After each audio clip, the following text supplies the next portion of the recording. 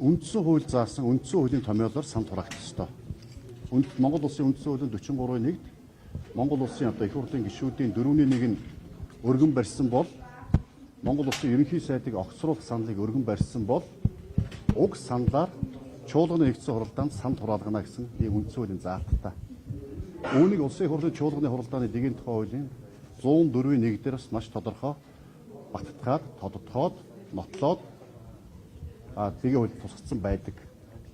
Тэгвэл одоо манай хуралдаанд даргалж байгаа булган туяа дарга, байнгын хорооны дарга, сандаг очир. Төрийн байгуулалтын байнгын хорооны дарга, сандаг очир эгийг телевизээр ярихдаа, коридорт сэтгүүлчдээ та бүхэнтэй уулзахдаа ярьжсэн та мэдчихэж байгаа шүү дээ. Үндсэн хуулийн томьёолоор буюу ерөнхий сайдыг огцруулахыг дэмжиж гэсэн томьёолоор санал хураалт явагдана гэд эгийг телевизд ярьсан, коридор сэтгүүлчнэрт ярьсан. Энэ бүх бичлэг баримтанд байдаг. Тэгсэн мөртлөө өчигдөр гинт үгүй байнгын хорооны саналаар санал хураалт явагдана гэд шал эсрэг юм яриад их тав мэдчих.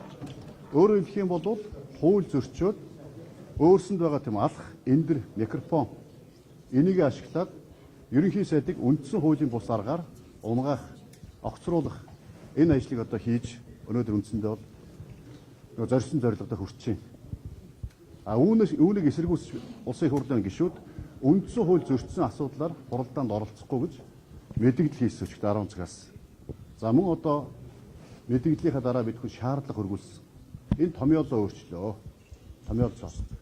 Энэ төрийн байгуулалтын байнгын хорооны санал дүгнэлтээр төрийн байгуулалтын байнгын саналаар чуулганы санал хураалтыг явуулах юм бол үндсэн хууль болоод чуулганы хуралдааны дэгийн тухай хууль зөрчнө гэдгийг шаардлага тавьсан мэдээлэл хийсэн эрдсэнд ороогүй. 24 цаг одоо шахаж одоо гишүүдийг өстой жинхэнэ амлж тийм үү. Янз янзын одоо асуудлыг шийдэж хүчээр одоо тийм авцарч оролцуулж байж өнөөдөр ирцэг хүчээр үргэлжсэн. За мэдээлүүд байгаа. Одоо бас нөгөө нөхдөөч нь бас байдаг шүү дээ. Тэгээд энэ дээр за байж би дуусгаад гэх. Уучлаарай. За уучлаарай би дуусгаад гэх. Дахиад би хуулийн зөрчил яриад. Ой би хуулийн зөрчил яриад дуусгаад гэхгүй. Нараас асуултанд хариулъя. За дахиад улсын хурлын чуулганы хуралдааны дэгийн тухай хуулийн 6-гийн 2 дээр нэгдсэн чуулганы тийм үү пүрэв баасан гарагийн 9 цагаас эрдсэндээ орно 10 цагаас чуулганы хуралдаа эхэлнэ 17 цаг 18 цаг дуусны заалттай чуулганы хуралдааны дэгийн тухай хуулинд. Тэгвэл тухайн өдрийн эрдсэнд орснороо эрдсэндээ бүртгүүлээд 18 цагта хаагдаад шаардлагатай сунгаж хуралдаа тэр чуулган тэр өдөртөө хаагдчих ёстой. Тэгвэл өчигдрийн эрдсээр явуулсаар хагаад өнөөдөр баасан гарагийн 10 цагийн шинэ эрдс бүрдүүлэх ёстой. Энд хууль зөрчигдсөн. Дахиад дэгийн тухай хуулийн тий. За дахиад дээрэс нь бас одоо дэгийн тухай хуулийн хуралдааныг нээгээгүй байж тийм үү? Улсын их хурлын дэд дарга хуралдаан даргалагч тийм үү? Хуралдааныг нээж хэлэлцэх асуудлыг танилцж байж олон нийтэд нээлттэй мэдээлэл өгөх ёстой. Тэгвэл хуралдаан нээгээгүй байж бүтэн 24 цагийн туршид өнөөдөр эндэр микрофоныг ашиглаж улсын их хурлын гишүүдийг тийм үү? Одоо доромжилсан, одоо элдв байдлаар одоо хэлсэн иймэрхүү одоо байдлаар өөрөө үндсэндээ хуралдаан даргалагчийн бүрэн эрхээ хэвтрүүлж эндэр микрофоныг хууль бусаар ашигласан. Ийм байдлаар өнөөдөр үндсэнд процесс явагдаад өнөөдөр байнгын хором дээр их хурлын гишүүдэд бас тийм үү 13 цаг 30 минутаас өмнө дуусах ёстой. Гэтэл их хурлын гишүүдэд бас давуу байдал олгох зарим гишүүдэд нэг гишүүн асуултанд 4 минут асуугаад 2 удаа тодруулах хэрэгтэй. Гэтэл энийг одоо давуу байдал олгож зарим гишүүдэд бол олон удаа асуух боломж олгож олон удаа хариулт өгөх байдлаар бусад гишүүдийнхээ асуулт асууж үг хэлэх боломжийг хаалаа. Сая бол үндсэндээ 30-аад гишүүн асуулт асууж үгээ хэлж чадсангүй.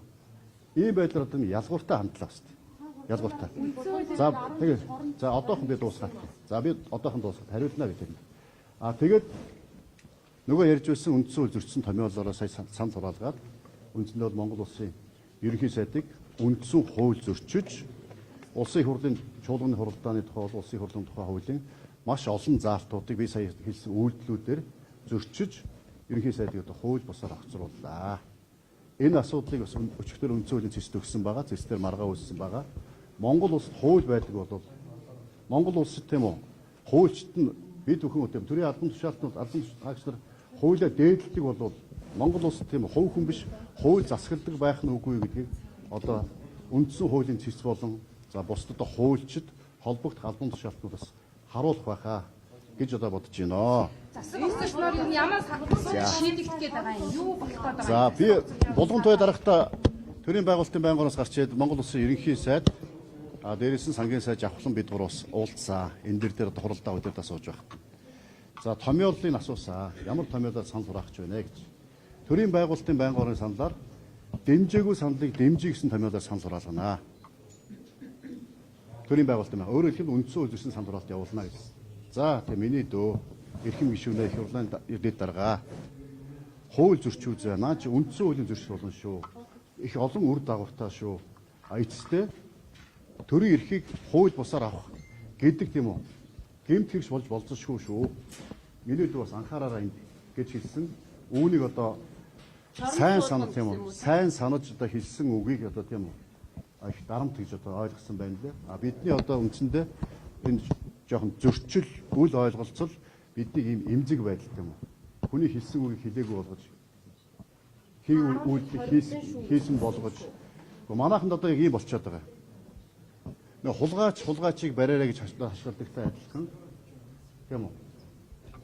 Гэхдээ адилхан бодсноос өөрийг ярьдаг, ярьснаас өөрийг хийдэг ийм л болчиход байгаа. Үүнийг олон нийтэд тийм үү? Одоо PR-д цацдаг. Энийг л одоо болмоор байгаа. Үнэн л байдаг байна. Үнэн ганцхан баг хэвээр. Юу гэж харж байна? Сая ерөнхий сайд хэллээ шүү дээ. Сая ерөнхий сайд хэллээ. Яруул боломжийг нэг бол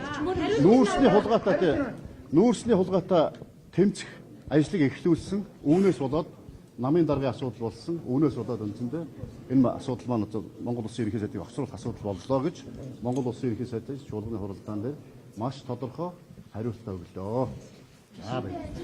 тэр шүүхийн гаргаагүй шийдвэрийн өмнөөс